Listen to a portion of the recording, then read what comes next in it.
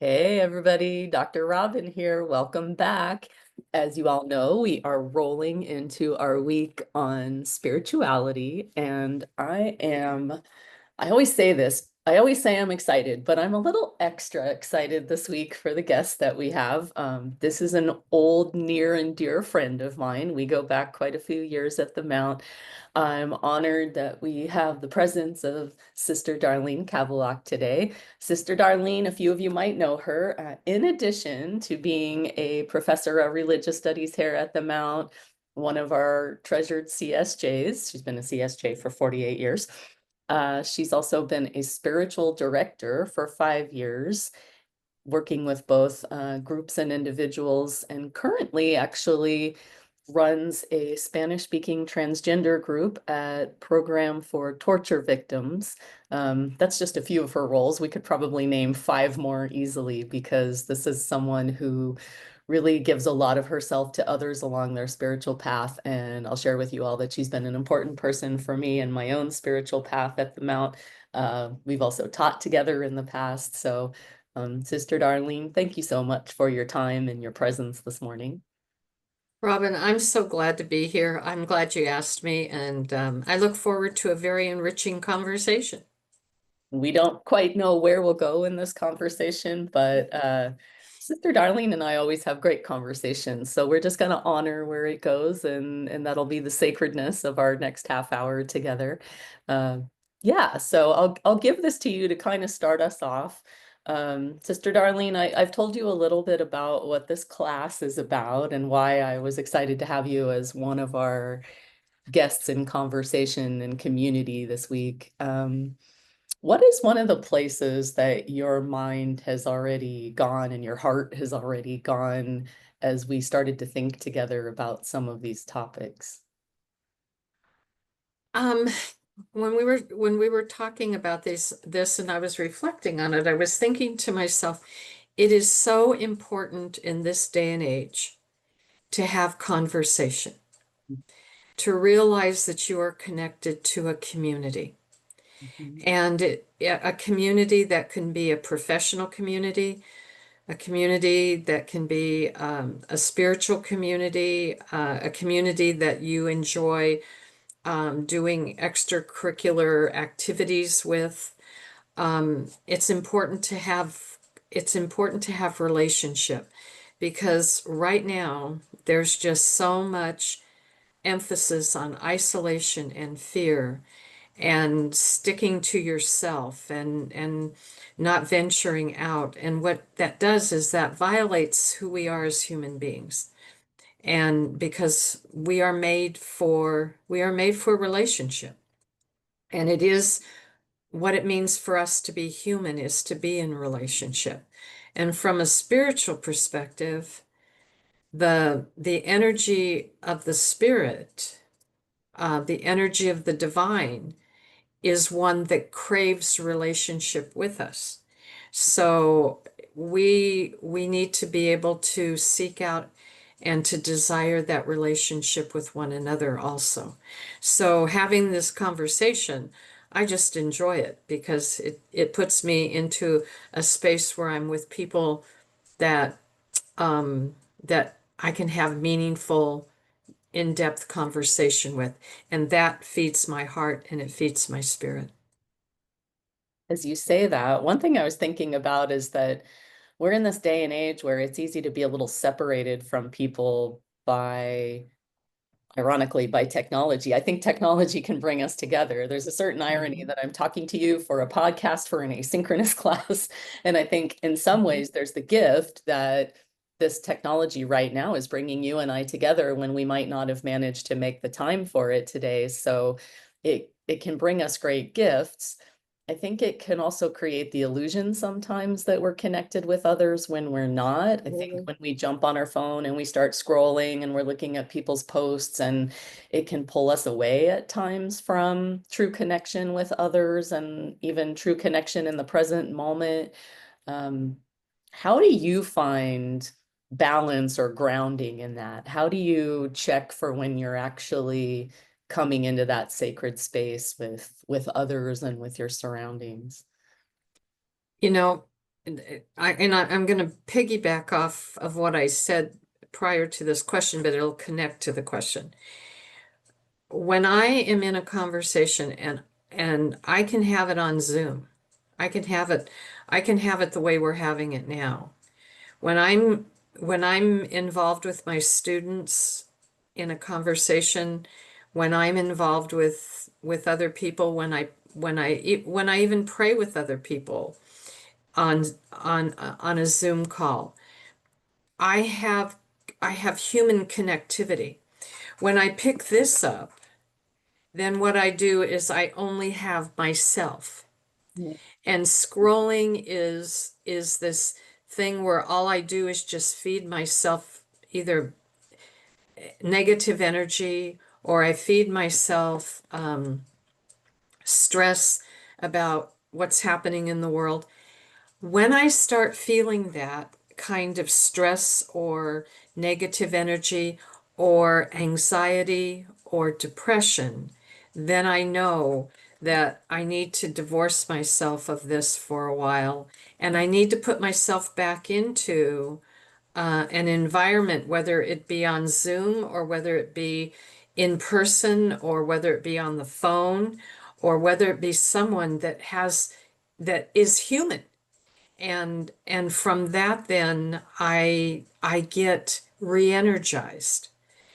But it's sitting and feeling those kinds of draining emotional hooks that that pull me down, that I know that I have to be disciplined and not let this be my world.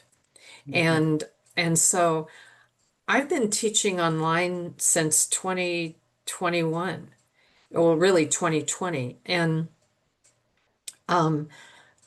I have had meaningful, I do all my spiritual direction on Zoom.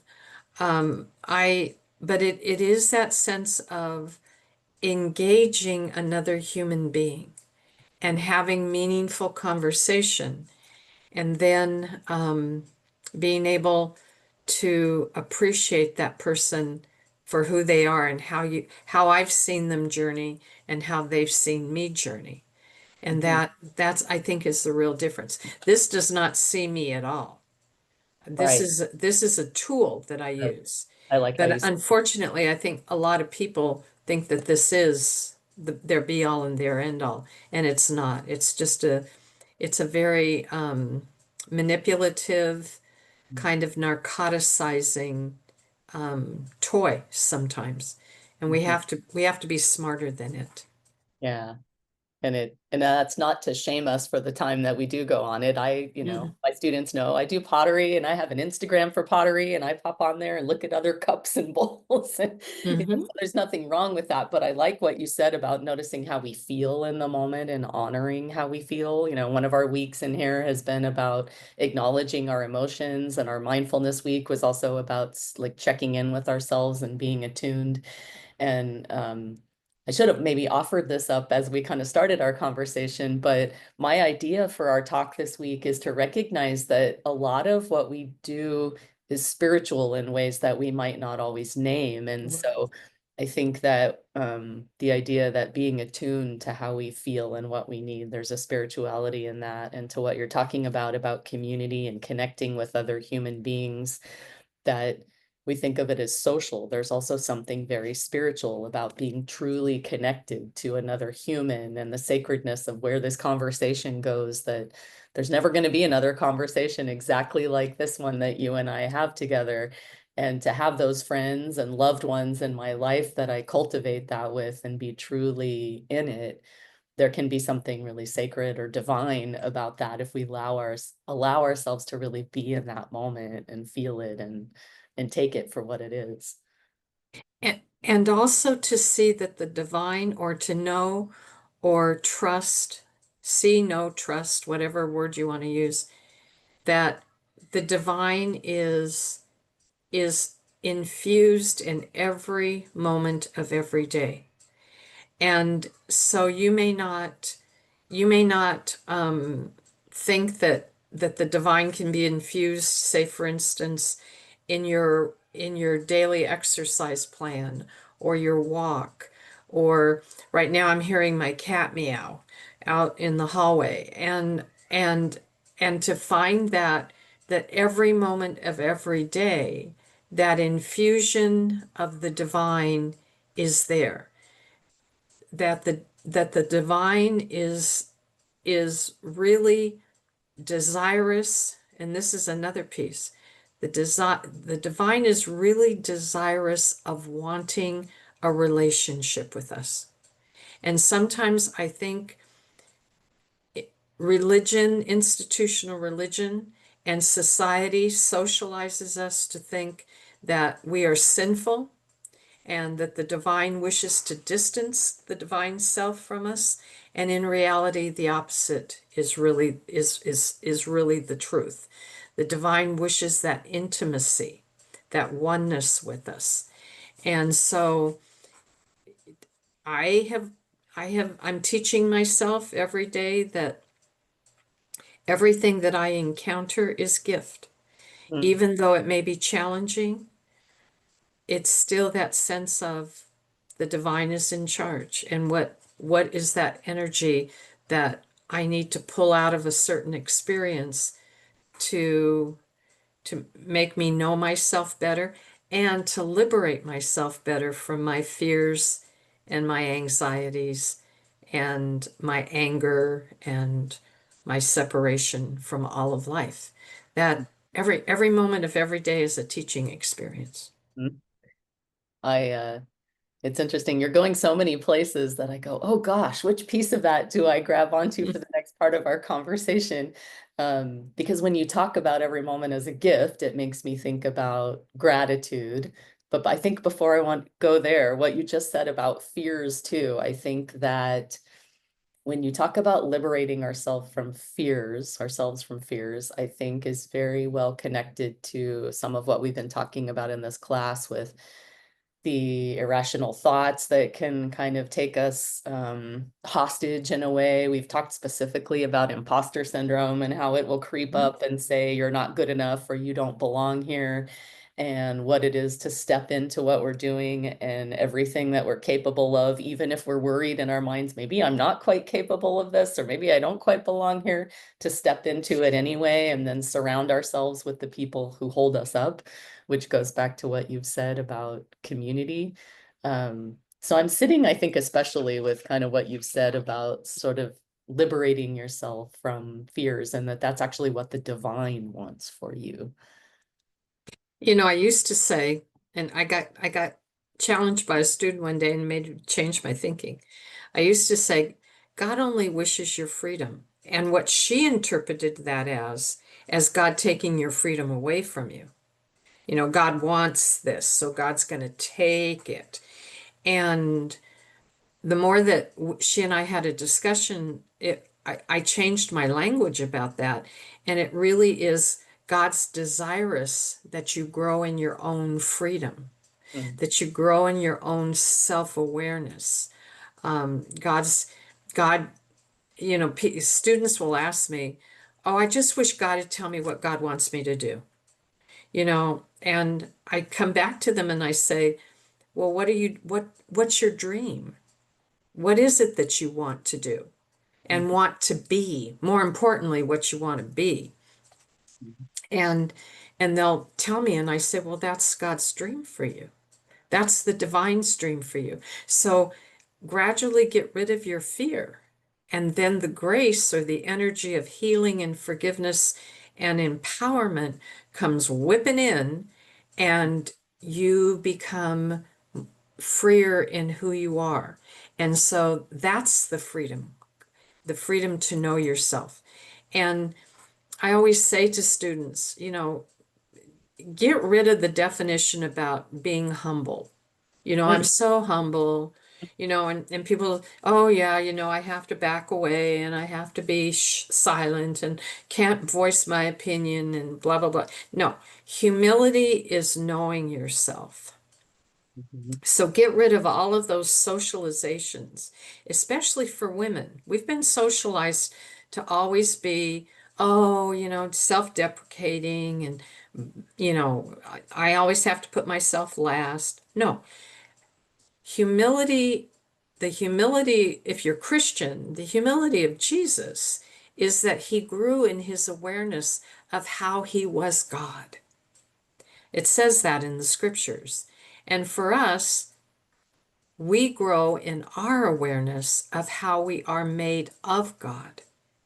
And that is humility. It's the self-awareness of our giftedness, our talents, and our being, and also how we are to be of service in the world. It.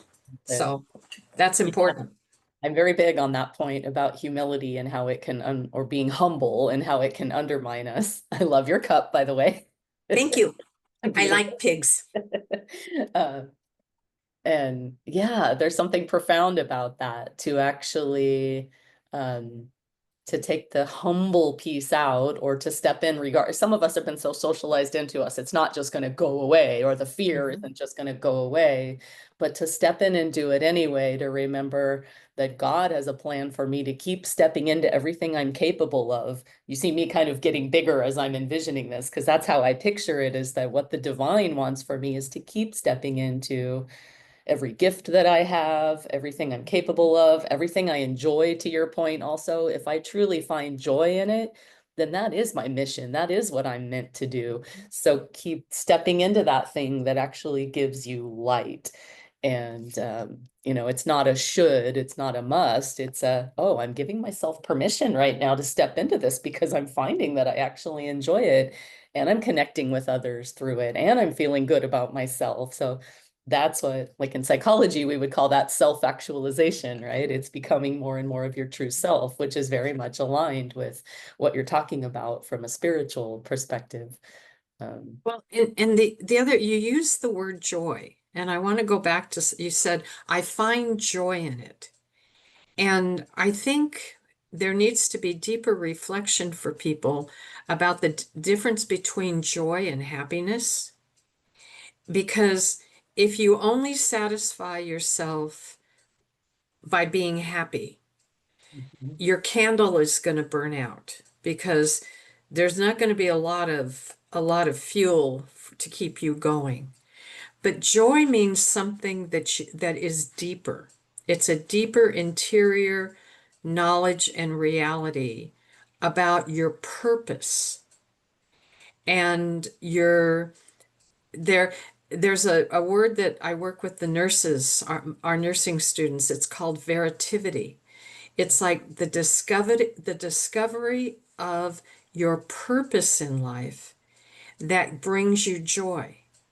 Now, there may be crappy days where I always say to the nurses, where you're going to have a patient that's going to haul off and hit you, or, you're going to have to deal with one stressful issue after another if you work in the ER, you know, and you're going to sit in your car before you go home at night and you're going to cry. You're just going to just let out all of that emotion. But then, but the joy helps you to realize your purpose and your giftedness for the world. And so the next morning you get up and you go back to work and you establish that relationship because there's something that feeds your purpose. That's the joy. And that's what I think the divine wants for every one of us, to get rid of all the shoulds of our lives and um, and to grasp on the potential and the mystery of our lives, as you say, to step into new challenges, curiosities, kind of mystery, and to realize you're a mystery. I mean, everybody talks about a 3, 5, 7, and 10-year plan. You only do that to make sure that you can live your mystery for 3, 5, 7, and 10 years. But to really have that sense of joy, because then you find your purpose. I agree 100%. And I think part of how we've come to think of happiness, there's nothing wrong with happiness, but we associate it with chasing happiness. This idea, I want to be happy as much of the time as possible. And when I'm Mhm. not happy, I've failed in some moment, in some way to be happy right then. And it's that chasing that it doesn't serve us well versus joy. I think sometimes you just suddenly find yourself in it and you're just, Hmm. oh, and it can be about something big and profound, but it can be about something very ordinary. You and I both have cats who are very dear to us. And when that cat shows up and you're just touching their soft fur and they purr, or I'll have these moments where I'm looking out the window and the trees just rustled in a certain way, and maybe a Hmm. grandma walked by with her little grandchild, and these little moments, I can go, oh, like that was a little moment of joy, and it surprised me. To let it surprise me and just be there is sometimes such a profound moment. But also you mentioned all these other feelings, like when you say to, that nurse might need to go cry in the car that day too. The crying is equally valid. That speaks to the not chasing things.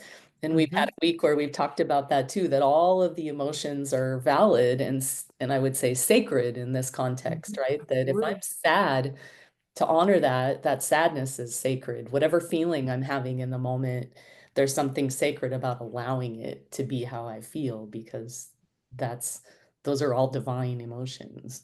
Hmm. And to realize that the divine is in that emotion. And again, if you're Christian, you have the model of Jesus who cried, who got angry, Mm. who, loved a good party, liked food, that whole human experience. And then, but you also have experiences where for our Pentecostal brothers and sisters, spirit infuses you and spirit enjoys diversity. And spirit enjoys having expression in roses as well as hibiscus bushes as well as, palm fronds. There's all this diversity around us. And to help us, to challenge me that I just don't box myself into a way of thinking about how that joy or how that divine presence comes to me. It may come to me in a psychotic squirrel that runs across my driveway with an orange in its mouth and sits there on the driveway and eats half of the orange and then leaves it in the driveway for me to pick it up, you know, Yeah. and I find joy in that. Um, I think so many times we find ourselves robbed of joy or robbed of presence because we're so stressed out by the shoulds of our lives. Yeah, you gave me one of my favorite phrases that I use all the time in my classes now, the don't should all over yourself. Don't shit on yourself. Yeah, yeah. Because the shoulds are related to guilt, right? Well, I should Hmm. do this. I should be more like that. The shoulds are always guilt related. They're always framed in something that's not happening or that we're not doing or that we wish we were more of, as opposed to embracing what is. Even in Hmm. our choices from moment to moment, like if I can choose to rest and think, oh, but I should be doing my homework right now. And then I can be doing my homework and go, gosh, I wish I was, watching TV right now, whatever that is. Or I can embrace each thing I choose to do in that moment. I'm choosing to do my homework because I'm learning and growing through it and it's working towards this next goal. Now I'm choosing to rest because I'm tired and I deserve and need to take care of myself, Hmm. to choose in each moment versus to should in each Hmm. moment. You're doing the same things. Yeah, and the other piece too that I think is important is to congratulate yourself that you're living in the both and Mm. that you're living with this expectation of studying as the example that you give, studying so that you can become or grow into your professional life, which will make you contribute to society.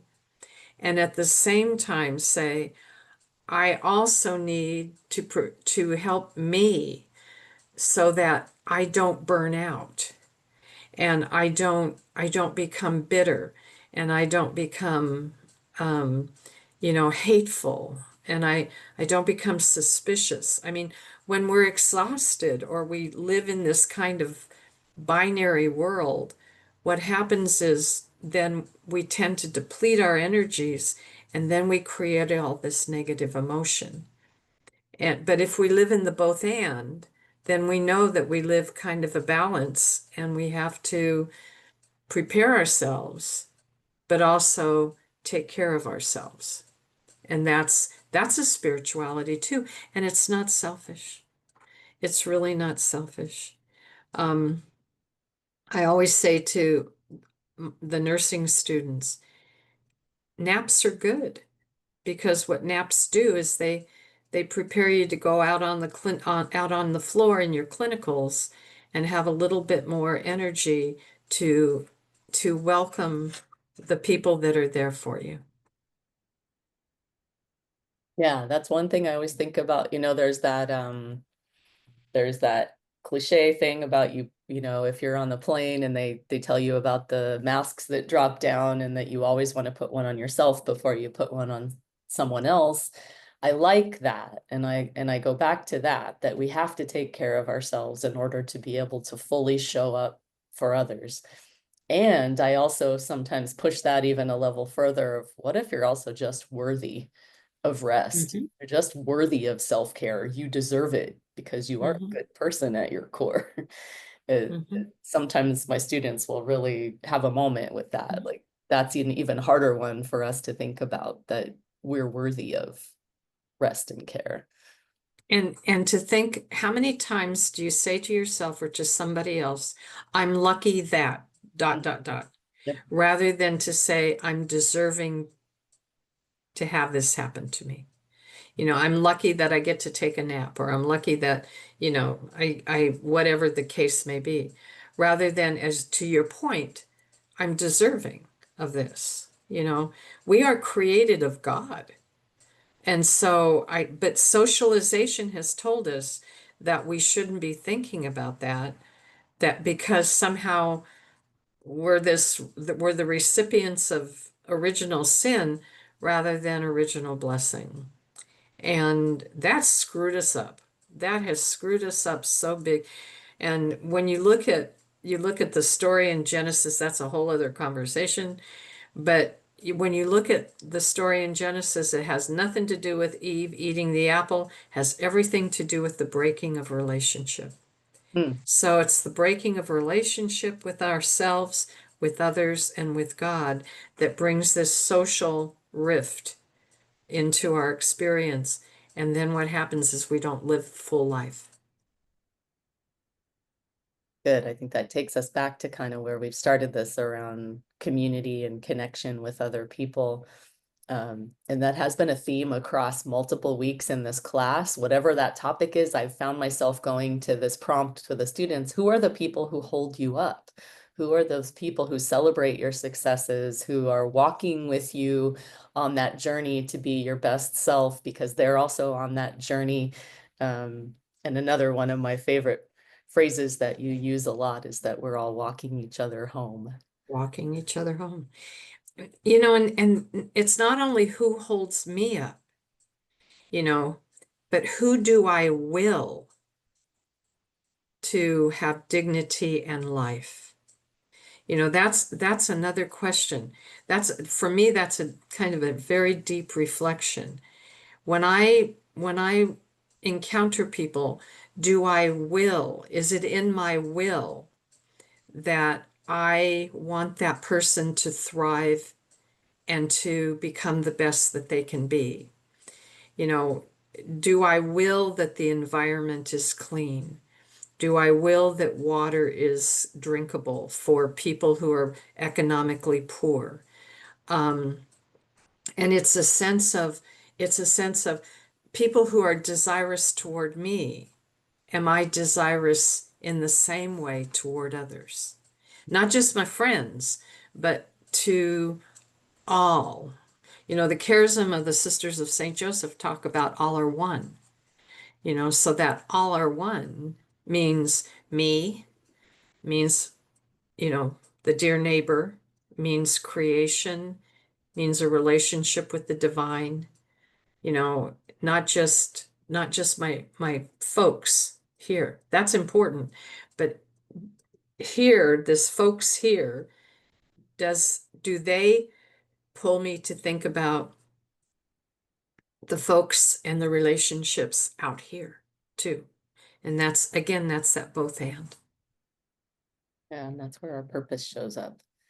And as you mentioned, the charism, which has meant a lot to me personally, I'm going to share a little bit with the students about my own journey around spirituality and faith. I have a complicated relationship to the church because I had parents who belonged to different religious denominations, and there was some tension between those, and it was a little disillusioning to me growing up to hear them say negative things about each other.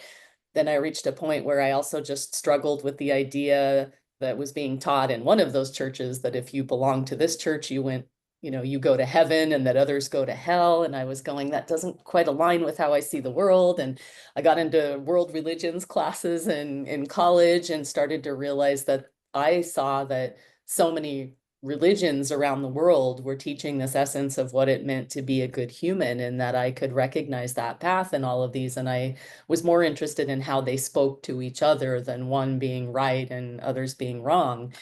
And so I came into the Mount identifying as a very spiritual person, but not putting myself under one religious umbrella or identity. And as I've gotten to know more and more about the CSJs, of course, the charism resonates very strongly. And you've actually brought me in the last year to become a CSJ associate, someone who carries the story and the charism and the mission out to others. But the reason I share all of that with the students is to say that this week, I think sometimes uh, we may confuse organized religion with spirituality, which they can Mhm. live together, right? If I belong to a religion and a faith, that may very much be the path for my spirituality. And unfortunately, in that case, I think sometimes that conversation is separated from psychology, where faith and religion and psychology don't talk to each other. And we don't realize there's actually so much alignment, which is a Mhm. lot of what you and I are doing today. The second thing I think about is we might have some students in the class with backgrounds more like mine, where they might have a different relationship to church. And for those folks, I want this to be the recognition that you can be living a very spiritual path, and that Yes. spirituality shows up in all of these things that we're talking about week to week, like mindfulness and embracing my emotions. And so I want that for everyone in the class, regardless of where they're coming from. If I belong to a church, I want to be able to do something kind of like what you're doing, where I'm actually connecting to what I know about Jesus or what I identify in certain Bible verses that align with what we're learning. If I don't belong to a church or a religion, I want to still be sitting with how does this divine show up in my day-to-day life as I am learning these things about well-being. Mhm. And to know that um, institutional religions, just like you said, people have discerned that they're the pathway that can help them grow and help them develop. When an institutional religion begins to demonize or demoralize people or make people feel little, belittle, that is not of the divine, you know. And so you can, I identify as Roman Catholic, all right, but there's some things in the institutional religion that I do not agree with. And I have, and I'm a theologian. I've studied my whole life this experience of God. But I just, there's some things about being a Catholic I really like. And there's other things that resonate with my soul. And then there's other things that I think are abusive and can be called into question. And Catholicism is not a cult. We don't have to agree with 100% of anything. It's a vibrant, active religious faith. And every institutional religion should be vibrant and engaged. And when it becomes isolated only a group of insiders, then what it does is it becomes a cult. And I always encourage my students to know that their spirituality is what gives them the impetus and the strength to keep going and not burn out. And you can name that for whatever you want to name it, good eating practices, good exercise practices. I have a spirituality of yoga. I have a spirituality of meditation. I have a spirituality of walking 6 miles on the beach every day. You know, whatever keeps you in line with that focus of purpose then becomes that which you hold yourself to. And it may not necessarily be an institutional religion. Yeah, and it may be, and that both of those are okay. Yeah, and it's okay. When you said the words vibrant and engaged, it's, if you belong to a religion, where does that keep you vibrant and engaged? Right. If not, still, you're like, when you think about what does spirituality or divine mean to you, where does that keep you vibrant and engaged?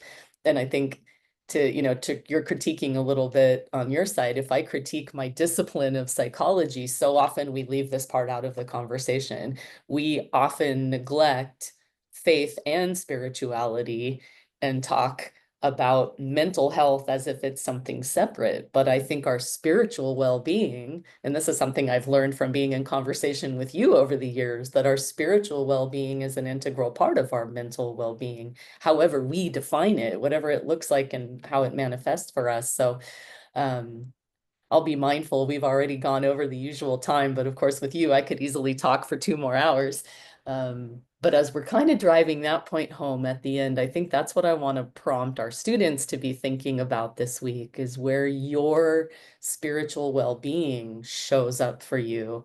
How might it connect to some of the practices we've already been doing across the last several weeks? Because the mindfulness of the present moment, that there can be something so spiritual in that, that honoring the sacredness of your current emotion can be very spiritual, that not giving in to the fear because you're stepping into all of you're capable of can be very spiritual, very sacred. So one thing I'd like to prompt our students with, as you and I are close to wrapping up, is to think about everything we've been talking about, but where the sacredness comes in. That's right. That if you do belong to an organized religion, I might even invite our students to be starting to look for verses that align with the very things we've been talking about for the last 5 weeks.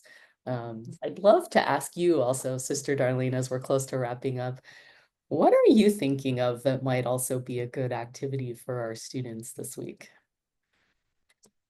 Oh, um, maybe a challenge to think about what in life you consider to be otherness, and that you might not necessarily be in relationship with, and and maybe practice entering into some degree of relationship with one at whatever. Like I'll give you an example. One of the professors in my department asked his students to befriend a tree for this semester and go and observe the tree during the course of the semester and journey with the tree, because that may sound funny, but it's like become aware of creation, become aware of the otherness of something that or someone that is not familiar to you, and then begin to see or reflect on the similarities. You know, you see growth in yourself. Well, I can see growth in the tree outside my office window with the leaves and the bark and the branches and everything. There's a similarity between them. So maybe the challenge would be is to make friends with otherness this week. in one particular capacity. Love that. Thank you.